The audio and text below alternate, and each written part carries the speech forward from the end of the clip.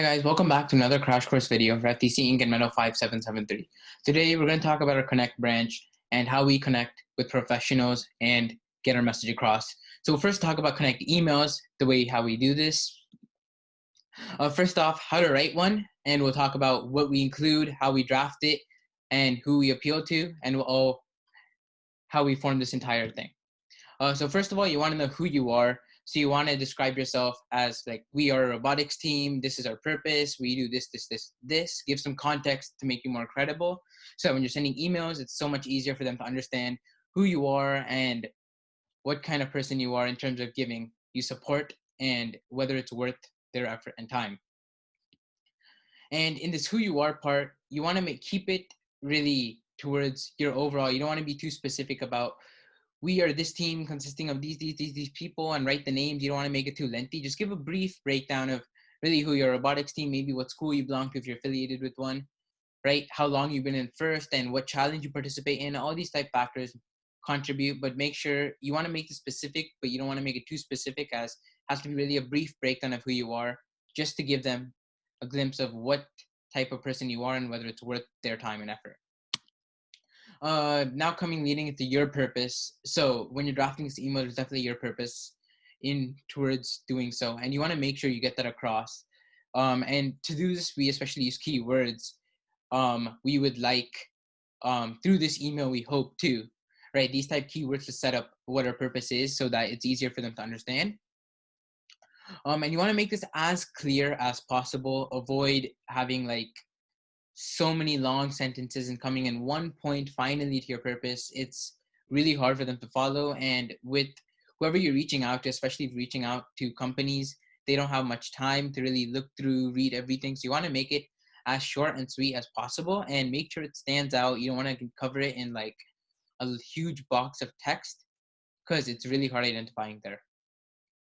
And in your purpose, for example, if you're reaching out, you could say our purpose through this email is for a sponsorship opportunity that would assist us and our team in doing these activities. And we hope we can continue the sponsorship, and we hope that we can help you in these ways as a sample.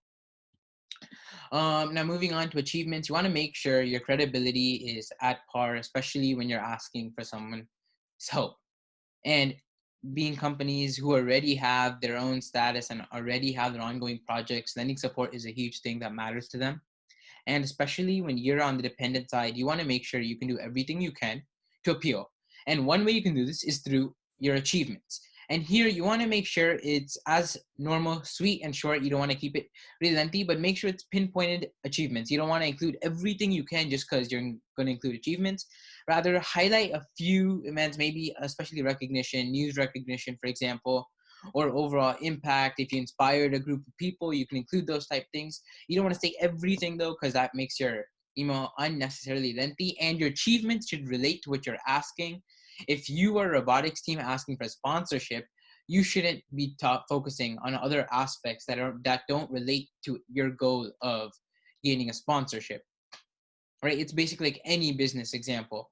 When you're promoting a product, you don't want to give irrelevant information that in name of achievements that don't directly relate with what you're trying to do.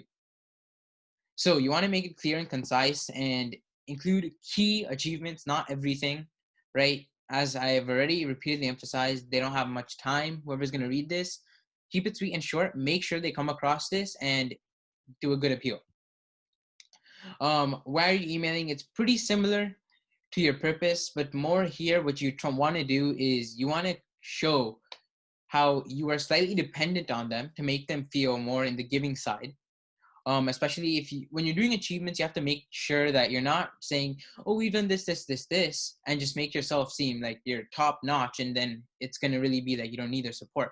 So you want to find the perfect place between that aspect of showing your achievements and your purpose.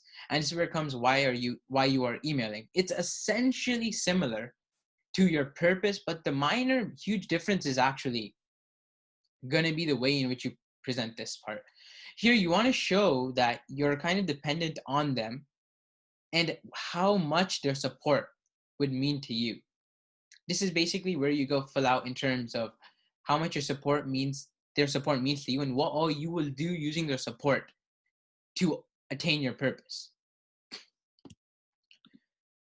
And contact information, especially once you get the email sent and communications happening and you want to take the next step, you need to include contact information. That's a key essential part towards all these emails. Especially, you're not going to stop at one email, so you want to make sure each group you have has your contact information. You don't want to miss any opportunity possible to, you can include your Gmail, phone number, team captain's phone number, right? Any details you can that are relevant towards contacting you. You can even include your social media page. If they're interested, you can include your website. Basically, everything you provide them should be resources they can use towards making your decision. And beyond that, it should be things they can use, sources they can use to contact you for further communication purposes. And maybe to let you know whether they're in with your plan, they're supporting you, or maybe if it's not possible at this time, but it's a good goal that you guys have, right? Be it anything, they need your contact information. This is crucial. And who to connect with. So these are a few trends we've come across in terms of how our team is connected with people in the past and some trends we've seen. So first off, as a robotics team, you have to identify people who can directly help your team and your goals. And when you're specifying it, you want to make sure that you're picking the right person to spend your time and effort to specify why you need help. And being a robotics team in the field of STEM, engineering, and you're in a technical subject here, and you would really use the support of industry employees, right? People who have experience in the field, right? People who can guide you through the problem. You guys are, if for example, you guys are a robot, you probably want to go towards someone who's been in the field, who can critically solve your problem, guide you guys, right? Which even leads us to our additional mentors. If you guys are looking for mentorship opportunities, you guys can actually email contact saying we're this team, follow the same steps as mentioned before, emphasize that you guys are in need of a mentor. And for robotics companies, as a robotics team, guidance from a robotics company would be key towards building a perfect, nice, functional, and efficient designed robot. And you can reach other robotics companies for that, where it will be much easier for them to understand your purpose and your goal. And if you're emailing them, you want to make sure that you're talking more about the robot side rather than just general team stuff to make the connection and to show how you're dependent on them and what they mean to you. And potential donors, right? You can research tech companies to find opportunities, right? And you can also ask your parents about their own companies to gain any other opportunities. So reach out to as many companies as possible, and you can even do donation match policies, right? Explore all the policies, possibilities that you guys get through these contacts with companies, and be sure to build them. Once you guys develop, it's important to keep it going, right? Don't abruptly stop. If someone's consistently helping you, see ways to improve, right? So I hope you guys enjoyed the video. Be looking forward for the next one. Hope to see you guys next time. Thank you.